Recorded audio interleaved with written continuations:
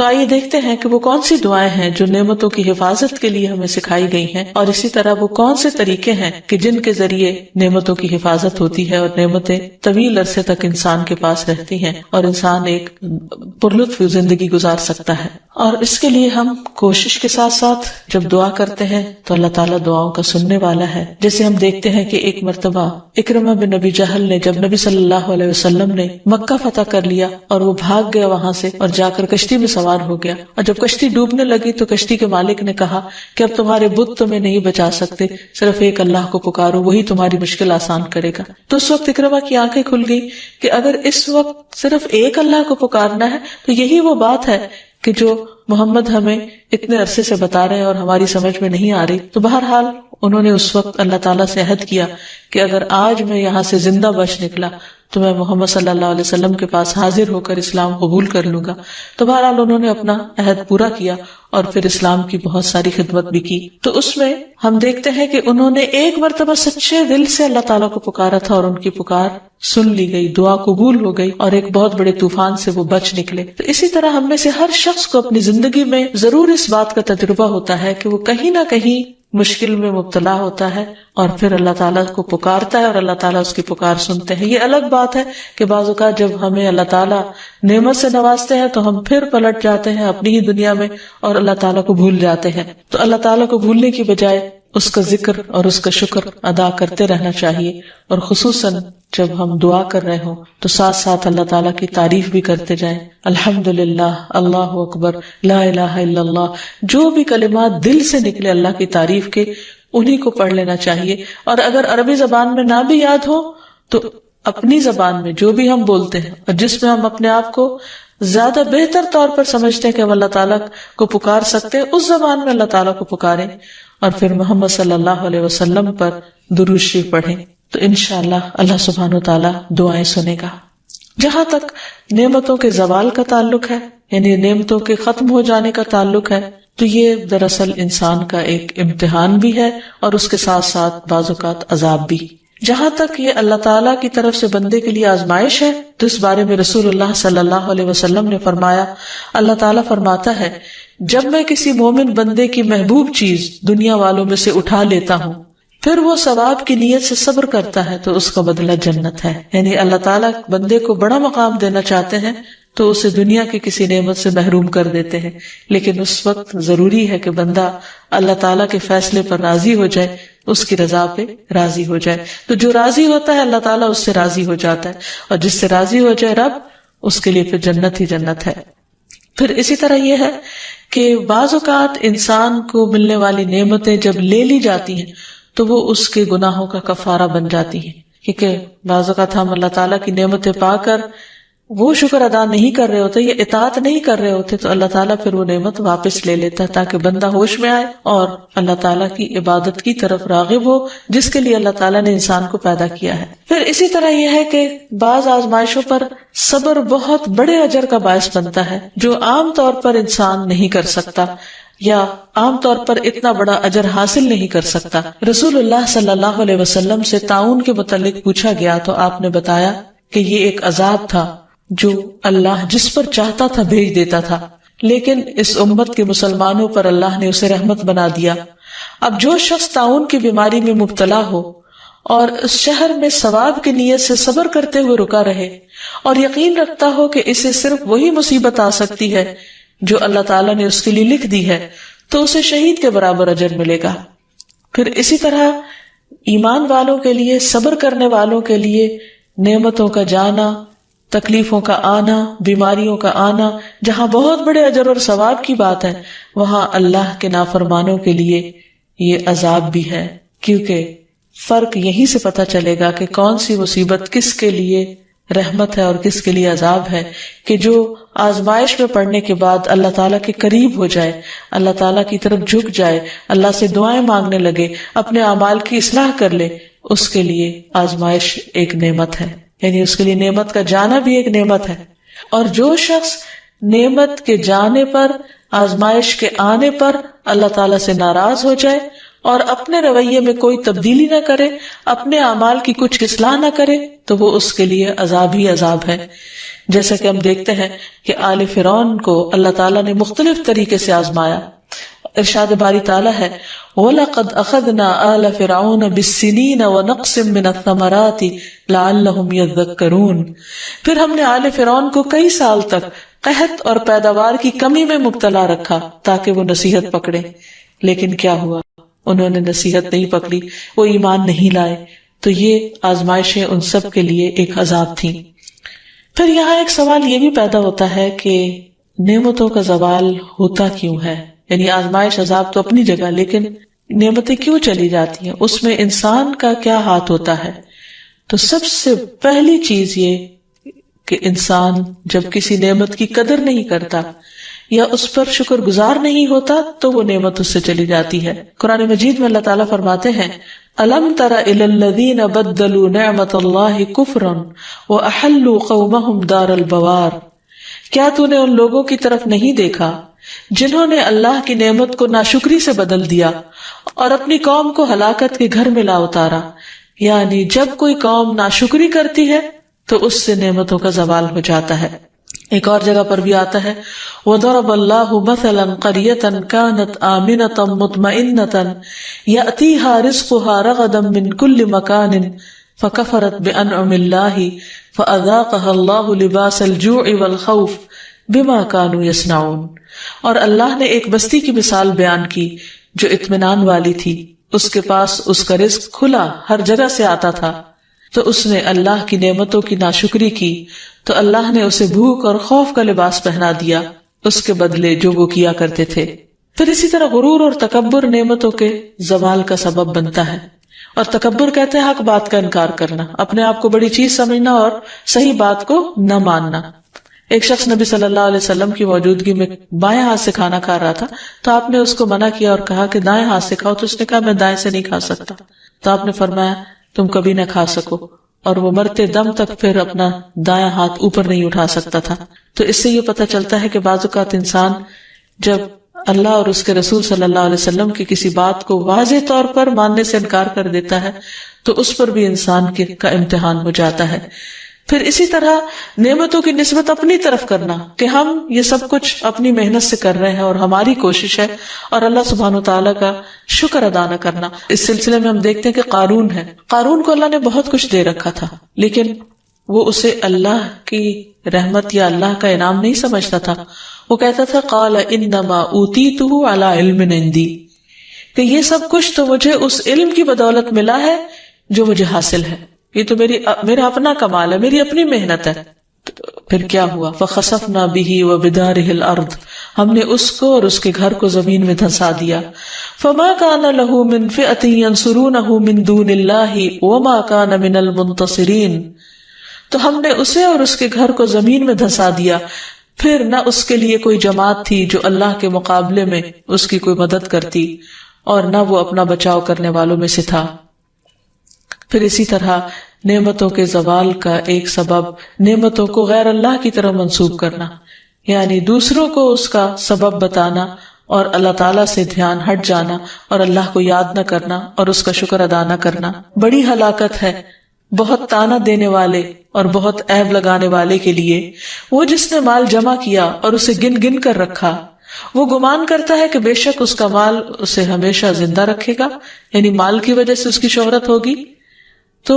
جب ایک انسان کو اللہ مال دیتا ہے تو اس کے لیے لازم ہے کہ وہ اس کو اپنی ذات پر بھی خرچ کرے، اپنے گھر والوں پر بھی کرے، اور غریبوں، مسکینوں، یتیموں وغیرہ کا حصہ بھی اس میں سے نکالے۔ لیکن اگر انسان صرف اس کو بڑھاتا ہی چلا جائے اور کسی کا بھی حق نہ دے تو پھر اللہ سبحانہ وتعالیٰ اس میں کمی فرما دیتے ہیں۔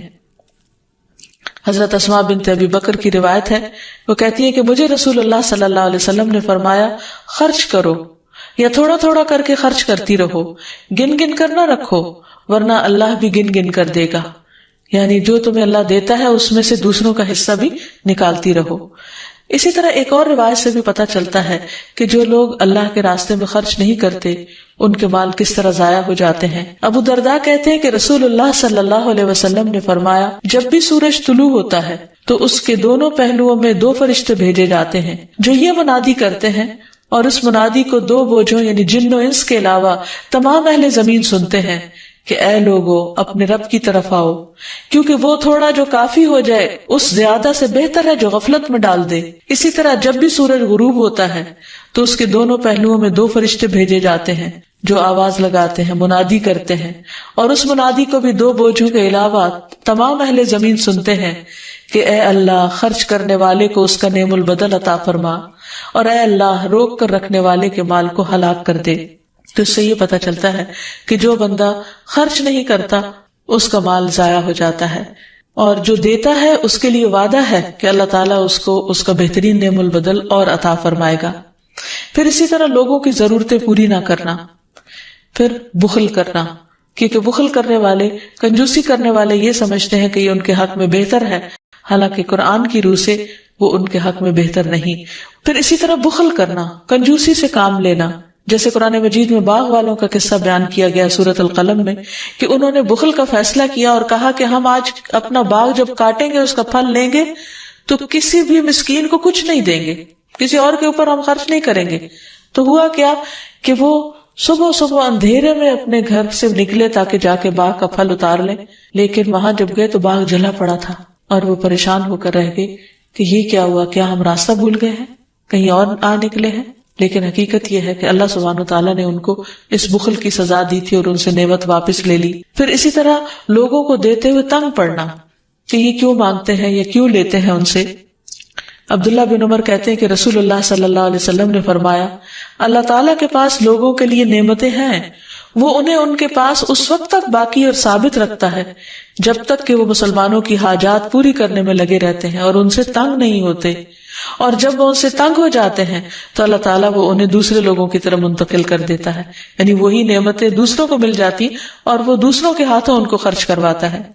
پھر اسی طرح سرکشی کرنے والی قومیں، سرکشی کرنے والے افراد، اللہ سبحانہ وتعالیٰ ان سے بھی نعمتیں لے لیتا ہے۔ پھر گناہ اور نافرمانی کے کام نعمتوں کے زوال کا سبب بنتے ہیں۔ پھر اسی طرح انسانوں کے بعض کھلم کھلا گناہ جو ہے وہ انسانوں کے لیے قحط سالی کا باعث بنتے ہیں، ایسی بیماریوں کا سبب بنتے ہیں جو پہلی قوموں میں نہ تھی۔ تو اس لیے نعمت کو برقرار رکھنے کے لیے بہت ضروری ہے کہ نمبر 1 اللہ تعالیٰ کا شکر ادا کیا جائے، کیونکہ اللہ تعالیٰ کا وعدہ ہے لَإِن شَكَرْتُمْ لَأَزِيدَنَّكُمْ، اگر تم نے شکر ادا کیا تو میں اپنی نعمت تمہیں اور زیادہ عطا کروں گا۔ پھر اسی طرح نیک اعمال کرنا، اللہ تعالیٰ کو راضی رکھنا، جیسے اللہ تعالیٰ فرماتے ہیں اعملوا آل داود شکرا وقلیل من عبادی الشکور، اے داؤد کے گھر والو، اے داؤد کے گھر والو، شکر ادا کرنے کے لیے عمل کرو، اور بہت تھوڑے میرے بندوں میں سے شکر گزار ہیں۔ یعنی اللہ نے نعمتیں تو بہت سو کو دے رکھی ہیں لیکن شکر گزار لوگ کم ہیں۔ اور شکر گزاری کیا ہے کہ دل سے بھی انسان راضی ہو، زبان سے بھی اچھی بات نکالے اور عمل بھی اس کا اللہ تعالیٰ کی مرضی کے مطابق ہو۔ پھر والدین کے ساتھ نیکی اور صلہ رحمی کرنا، یہ بھی مال میں اضافے کا ذریعہ بنتا ہے۔ رسول اللہ صلی اللہ علیہ وسلم نے فرمایا، جس شخص کو یہ بات پسند ہو کہ اس کی عمر میں برکت اور رزق میں اضافہ ہو جائے، اسے چاہیے کہ اپنے والدین کے ساتھ نیکی کرے اور صلہ رحمی کیا کرے۔ پھر اسی طرح مال کو خرچ کرنا، کیونکہ خرچ کرنے سے مال مزید بڑھ جاتا ہے۔ اللہ تعالیٰ فرماتے من ذا الذی یقرض اللہ قرضا حسنا فیضاعفہ لہ اضعافا کثیرہ واللہ یقبض ویبسط والیہ ترجعون، کون ہے جو اللہ تعالیٰ کو قرض حسنہ دے تو اللہ اسے کئی گنا بڑھا کر زیادہ عطا کرے، اور اللہ ہی لوگوں کا رزق تنگ اور کشادہ کرتا ہے اور تمہیں اسی کی طرف لوٹ کر جانا ہے۔ یعنی جو لوگ اللہ کے راستے میں اپنا مال خرچ کرتے ہیں، اللہ تعالیٰ ان کے مال میں کمی نہیں آنے دیتا، ان کے لیے رزق کے اور دروازے کھول دیتا ہے اور کئی گنا پہلے سے بھی زیادہ عطا کرتا ہے۔ نعمتوں کی حفاظت کے لیے ضروری ہے کہ انسان جہاں عملی تدابیر اختیار کرے وہاں اللہ تعالیٰ سے خوب دعا بھی کرے، اور اس سلسلے میں سب سے پہلے وہ دعا جو حضرت سلیمان علیہ السلام نے مانگی کہ رب اوزعنی ان اشکر نعمتک التی انعمت علی وعلی والدی وان اعمل صالحا ترضاہ وادخلنی برحمتک فی عبادک الصالحین۔ اے میرے رب، مجھے توفیق دے کہ میں تیری نعمت کا شکر ادا کروں جو تو نے مجھ پر اور میرے ماں باپ پر کی ہے، اور یہ کہ میں نیک عمل کروں جسے تو پسند کر لے، تو راضی ہو جائے، اور اپنی رحمت سے مجھے اپنے نیک بندوں میں شامل کر لے۔ تو اس لیے شکر کا ادا کرنا صرف ضروری نہیں بلکہ اس کی نیت، ارادہ اور اللہ تعالیٰ سے اس کی توفیق مانگنا بھی ضروری ہے، کیونکہ جب تک اللہ تعالیٰ توفیق نہ دے انسان شکر بھی ادا نہیں کر سکتا۔ پھر اسی طرح ایک اور بہت خوبصورت دعا ہے جو نبی صلی اللہ علیہ وسلم نے ہمیں سکھائی، اللہم انی اعوذ بک من زوال نعمتک وتحول عافیتک وفجاءۃ نقمتک وجمیع سخطک۔ اے اللہ میں تیری پناہ چاہتا ہوں اس بات سے کہ تیری کوئی نعمت چھن جائے یا تیری دی ہوئی عافیت پلٹ جائے، یعنی تو نے جو ہمیں امن و امان دے رکھا ہے وہ ختم ہو، یا کوئی ناگہانی عذاب آ جائے، اور تیرے تمام غصے ناراضگیوں سے تیری ہی پناہ چاہتا ہوں، کیونکہ جب انسان کسی سے ڈرتا ہے تو عموماً اس سے بھاگتا ہے، لیکن یہاں عجب معاملہ ہے کہ انسان اللہ سے ڈرتا ہے اور پناہ کے لیے بھی اللہ ہی کی طرف جاتا ہے، توبہ کے لیے بھی اللہ سبحانہ تعالیٰ ہی کی طرف رجوع کرتا ہے۔ پھر اسی طرح رفاع زرقی سے مروی ہے، وہ کہتے ہیں کہ جب احد کے دن مشرکین منتشر ہو گئے تو رسول اللہ صلی اللہ علیہ وسلم نے فرمایا برابر ہو جاؤ تاکہ میں اپنے رب عز و جل کی ثنا کروں۔ لوگ آپ کے پیچھے صفے بنا کر کھڑے ہو گئے اور آپ نے کہا اللہم لک الحمد کلہ، اللہم لا قابض لما بسطت ولا مقرب لما بعدت ولا مباعد لما قربت ولا معطی لما منعت ولا مانع لما اعطیت، اللہم ابسط علینا من برکاتک ورحمتک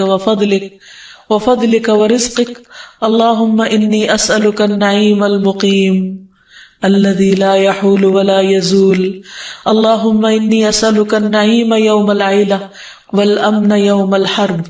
اللهم أعوذ بك من سوء ما أعطيتنا وشر ما منعت منا۔ اے اللہ تیرے ہی لیے ہر قسم کی تعریف ہے، اے اللہ جو تو پھیلا دے اسے کوئی سمیٹنے والا نہیں، جو تو دور کر دے تو کوئی اسے نزدیک کرنے والا نہیں، جسے تو نزدیک کر دے تو اسے کوئی دور کرنے والا نہیں، جسے تو عطا کرے اسے کوئی روکنے والا نہیں، اور جس سے تو روک دے اسے کوئی دینے والا نہیں۔ اے اللہ ہم اپنی برکات، اپنی رحمت، اپنے فضل اور اپنے رزق کو پھیلا دے۔ اے اللہ ہم پر اپنی برکات، اپنی رحمت، اپنے فضل اور اپنے رزق کو پھیلا دے۔ اے اللہ میں تجھ سے ایسی نعمتیں مانگتا ہوں جو ہمیشہ قائم رہیں، تیری اطاعت میں حائل نہ ہو اور نہ زائل ہو۔ اے اللہ میں تجھ سے تنگی کے دن کی نعمت اور جنگ کے دن کے امن کا سوال کرتا ہوں۔ اے اللہ تیری پناہ میں آتا ہوں اس چیز کی برائی سے جو تو نے عطا کی اور اس چیز کے شر سے جو تو نے ہم سے روک لی۔ اسی طرح انسان کو بدنی اور جسمانی نعمتوں کے بقا کے لیے بھی دعا کرنی چاہیے۔ اللہم عافنی فی بدنی، اللہم عافنی فی سمعی، اللہم عافنی فی بصری، لا الہ الا انت۔ اے اللہ مجھے اپنے بدن میں عافیت عطا فرما، اے اللہ مجھے اپنی سماعت میں عافیت عطا فرما، اے اللہ مجھے اپنی بصارت میں عافیت عطا فرما، تیرے علاوہ کوئی اور معبود نہیں۔ پھر اسی طرح ہر نماز کے بعد شکر ادا کرنے کی توفیق مانگنا، اللہم اعنی علی ذکرک و شکرک و حسن عبادتک۔ اے اللہ میری مدد کر اپنے ذکر اور شکر کرنے پر اور اپنی اچھی طرح عبادت کرنے پر۔ پھر اسی طرح سجدہ تلاوت میں بھی اللہ تعالیٰ کا شکر ادا کرنا۔ تو خلاصہ یہ ہے کہ اگر انسان یہ چاہتا ہے کہ اس پر نعمتیں باقی رہیں تو اسے نعمتوں کی قدردانی اور شکر کے ساتھ ساتھ اللہ تعالیٰ سے نعمتوں کے بقا کی دعائیں کرتے رہنا چاہیے۔ جہاں تک دنیا کی سختیاں، مشقتیں، تکلیفیں، آزمائشیں ہیں تو اس کے بارے میں ہمیں قرآن و سنت سے کیا رہنمائی ملتی ہے، اس کے بارے میں ہم کچھ بات کریں گے۔ سب سے پہلی بات تو یہ ہے کہ انسان اس دنیا کی حقیقت کو سمجھے کہ یہ دنیا کیا ہے۔ یہ دنیا ہم سب کا ایک عارضی گھر ہے، وقتی جگہ ہے رہنے کی، مستقل قیام گاہ نہیں ہے۔ اس میں جتنے بھی لوگ آج تک آئے وہ سب چلتے ہی بنے، ایک نہ ایک دن ہم سب کو جانا ہے، اور جانے کا بھی وقت اور جگہ لکھی ہے۔ اس لیے انسان اس دنیا کو اسی نظر سے دیکھتے ہوئے گزارے اور زیادہ سے زیادہ اچھے کاموں کی طرف توجہ رکھے۔ حدیث سے پتہ چلتا ہے کہ دنیا مومن کے لیے قید خانے کی طرح ہے۔ رسول اللہ صلی اللہ علیہ وسلم نے فرمایا دنیا مومن کے لیے قید خانہ ہے اور کافر کے لیے جنت ہے۔ یعنی ایک مومن جو آخرت کو بھی سامنے رکھتا ہے اور دنیا میں آنے والی تکلیفوں اور آزمائشوں کو بھی اپنے لیے ایک امتحان سمجھتا ہے، اور پھر اس کے لیے ایک حدود بھی ہے، لمٹس بھی ہیں کچھ کرنے کی، کیونکہ مومن اپنے رب سے ڈرتا ہے کہ کہیں وہ کوئی ایسی بات نہ کرے، ایسا کام نہ کرے جو رب کو ناراض کر دے اور کل قیامت کے دن اس کی جواب دہی نہ ہو۔ اس لیے یہ بہت ضروری ہے کہ انسان اس دنیا میں رہتے ہوئے، خواہ اچھا وقت ہو یا تکلیف دہ وقت ہو، کوئی ایسا کام نہ کرے جو رب کو ناراض کرنے والا ہو، کیونکہ کل بہرحال الی ربک یومئذ المساق، تیرے رب کی طرف اس دن جا ٹھہرنا ہے، واپسی ہے، جواب دینا ہے۔ پھر اسی طرح نبی صلی اللہ علیہ وسلم نے دنیا کے بارے میں یہ بھی فرمایا تھا کہ اب جو دنیا کا حصہ باقی رہ گیا وہ ایک فتنہ ہے، آزمائش ہے۔ رسول اللہ صلی اللہ علیہ وسلم نے فرمایا، بے شک جو دنیا باقی رہ گئی ہے وہ آزمائش اور فتنہ ہے، یعنی انسانوں کے لیے کوئی بہت خوبصورت جگہ نہیں ہے رہنے کی، اور آخرت کا گھر وہی دراصل اصل گھر ہے اور خوشحالی کا گھر ہے۔ قرآن مجید میں آتا ہے کہ اہل ایمان جب جنت میں داخل ہوں گے تو پکار اٹھیں گے کہ شکر اللہ کا جو ہم سے ہر طرح کا غم اور دکھ ہم سے لے گیا، اور اللہ تعالیٰ کی طرف سے بھی یہ پیغام آئے گا، سلام علیکم طبتم فادخلوها خالدین، تم پر سلام ہو، تم خوشحال رہو، بس اس میں داخل ہو جاؤ ہمیشہ رہنے والے، یعنی اس کے بعد اب تمہیں یہاں سے کوئی نہیں نکال سکتا، تم پر کوئی غم تکلیف اور دکھ آنے والا نہیں ہے۔ نبی صلی اللہ علیہ وسلم نے فرمایا، ایک آواز دینے والا آواز دے گا کہ اے بندو، تمہارے لیے یہ طے ہو گیا ہے کہ تم صحت مند رہو گے، کبھی بیمار نہ ہوگے، تم زندہ رہو گے، کبھی مرو گے نہیں، تم کبھی بوڑھے نہیں ہوگے، تم آرام میں رہو گے، تمہیں کبھی تکلیف نہیں آئے گی۔ تو اللہ تعالیٰ کا یہی فرمان ہے، وَنُودُوا أَن تِلْكُمُ الْجَنَّةُ أُورِثْتُمُوهَا بِمَا كُنتُمْ تَعْمَلُونَ، اس وقت انہیں ایک آواز آئے گی کہ تم اس جنت کے وارث بنائے گئے ہو، یہ ان نیک اعمال کا بدلہ ہے جو تم دنیا میں کیا کرتے تھے۔ یعنی وہ لوگ خوش قسمت ہوں گے جو دنیا میں ایک اچھی اللہ تعالیٰ کی رضا کی زندگی گزار کر آئیں گے اور وہاں اللہ کی رضا کو پائیں گے۔ اور پھر دنیا میں وہ شخص جو سب سے زیادہ تکلیف میں ہوگا، وہ جب جنت کا صرف ایک چکر لگائے گا، صرف ایک جھلک دیکھے گا، تو اس کو دنیا کے سارے غم دور ہو جائیں گے اور سارے غم بھول جائیں گے۔ نبی صلی اللہ علیہ وسلم نے فرمایا، اہل جنت میں سے ایک آدمی کو پیش کیا جائے گا جسے دنیا میں لوگوں میں سے سب سے زیادہ تکلیفیں آئی ہوں گی، پھر اسے جنت میں صرف ایک غوطہ دے کر پوچھا جائے گا کہ اے ابن آدم، کیا تم نے کبھی کوئی تکلیف دیکھی تھی؟ کیا تجھ پر کبھی کوئی سختی بھی گزری؟ وہ عرض کرے گا، اے میرے رب، اللہ کی قسم کبھی نہیں، کبھی کوئی تکلیف میرے پاس سے نہ گزری، اور نہ ہی میں نے کبھی کوئی شدت اور سختی دیکھی۔ تو یہ ہے دنیا کی شدتوں اور سختیوں اور آزمائشوں کا حال، کہ جو جنت میں جاتے ہی انسان کو ساری کی ساری فراموش ہو جائیں گی، بھول جائیں گی۔ اب یہاں ہمیں یہ بھی دیکھنا چاہیے کہ دنیا میں جو انسان کو مشقتیں آتی ہیں، تکلیفیں آتی ہیں، ان کی وجہ کیا ہے، اس کا سبب کیا ہے، یعنی کیوں ایسا ہوتا ہے کہ انسان ایک غم سے نکلتا نہیں تو دوسرے میں جا پھنستا ہے، اور کوئی دن ایسا نہیں ہوتا کہ جس میں انسان کو کوئی نہ کوئی دکھ، تکلیف، بیماری یا اس کی اپنی ذات پر نہ ہو یا کہیں سے ایسی کوئی خبر نہ سننے کو ملے۔ تو اس کی وجہ کیا ہے؟ سب سے پہلی بات تو یہ ہے کہ انسان کو امتحان کے لیے پیدا کیا گیا، مشقتیں اٹھانے کے لیے پیدا کیا گیا۔ قرآن پاک میں اللہ تعالیٰ فرماتے ہیں، لَقَدْ خَلَقْنَا الْإِنسَانَ فِي كَبَدٍ، بلا شبہ یقیناً ہم نے انسان کو بڑی مشقت میں پیدا کیا، یعنی انسان اپنے لیے آسانیاں ڈھونڈتا ہے، اس دنیا میں آسانیاں نہیں ہیں۔ پھر دوسری بات یہ ہے کہ یہ زندگی انسان کے لیے ایک آزمائش ہے، اور اللہ تعالیٰ نے خود ہی فرما دیا کہ میں تمہیں خوف سے، بھوک سے، جان، مال اور پھلوں کی کمی سے ضرور آزماؤں گا، انہیں امتحان آئیں گے، لیکن ایسے موقع پر تمہیں کرنا کیا ہے؟ وہ بشر الصابرین، صبر کرنے والوں کو خوشخبری دے دو۔ اور پھر یہ بھی کہ ہر انسان اس دنیا سے جانے والا ہے، اس لیے فرمایا کل نفس ذائقۃ الموت، ہر نفس کو موت کا ذائقہ چکھنا ہے۔ وَنَبْلُوكُمْ بِالشَّرِّ وَالْخَيْرِ فِتْنَةً وَإِلَيْنَا تُرْجَعُونَ، اور ہم تمہیں اچھے اور برے حالات سے آزماتے رہیں گے، یعنی تمہاری آزمائش تو ضرور ہوگی، اور بالآخر تمہیں ہماری طرف لوٹنا ہے، یعنی قیامت کے دن اللہ تعالیٰ سے ملاقات لازم ہے۔ پھر یہ بھی ہے کہ بعض اوقات انسانوں پر تکلیف ان کے گناہوں کا نتیجہ ہوتی ہے۔ اللہ تعالیٰ سورۃ الروم میں فرماتے ہیں، ظہر الفساد فی البر والبحر بما کسبت ایدی الناس، خشکی اور سمندر میں فساد پھیل گیا لوگوں کے اپنے ہاتھوں کی کمائی کی وجہ سے، یعنی ان کے اپنے گناہوں کے نتیجے میں، تاکہ اللہ تعالیٰ لوگوں کو ان کے اعمال کا مزہ چکھا دے، شاید وہ ایسے کاموں سے باز آ جائیں۔ یعنی جب وہ اپنے ہی ہاتھوں کی کمائی کو دیکھیں کہ خود ان کے لیے نقصان دہ ہے تو پھر اس نقصان سے بچنے کے لیے وہ برے اعمال چھوڑ دیں۔ ایک اور جگہ پر بھی اللہ تعالیٰ فرماتے ہیں کہ وَمَا أَصَابَكُم مِّن مُّصِيبَةٍ فَبِمَا كَسَبَتْ أَيْدِيكُمْ، کہ تمہیں جو بھی کوئی مصیبت پہنچی ہے وہ دراصل تمہارے اپنے ہی ہاتھوں کی کمائی کا نتیجہ ہے۔ پھر یہ بھی ہوتا ہے کہ بعض اوقات انسان دوسروں پر سختی کرتا ہے تو جواباً اس پر سختی ہو جاتی ہے۔ اس سلسلے میں رسول اللہ صلی اللہ علیہ وسلم نے فرمایا، جو کسی کو نقصان پہنچائے گا اللہ اس کا نقصان کر دے گا، اور جو کسی کو مشکل میں ڈالے گا اللہ تعالیٰ اس پر سختی کر دے گا۔ اس لیے انسان کو ہمیشہ اپنی حدود کے اندر رہنا چاہیے اور کسی پر بھی کسی طرح کی ظلم اور زیادتی نہیں کرنی چاہیے، کیونکہ کسی پر ظلم کرنے کا مطلب یہ ہے کہ انسان خود اپنے لیے مصیبت کھڑی کر رہا ہے۔ پھر اسی طرح کسی کے ساتھ انسان اگر بخل برتتا ہے، اس کو نہیں دیتا، تو اللہ تعالیٰ اس کے لیے بھی زندگی تنگ کر دیتے ہیں۔ قرآن پاک میں فرمایا گیا وَأَمَّا مَن بَخِلَ وَاسْتَغْنَى وَكَذَّبَ بِالْحُسْنَى فَسَنُيَسِّرُهُ لِلْعُسْرَى، اور جس نے بخل کیا اور بے پرواہ بنا رہا، یعنی اس نے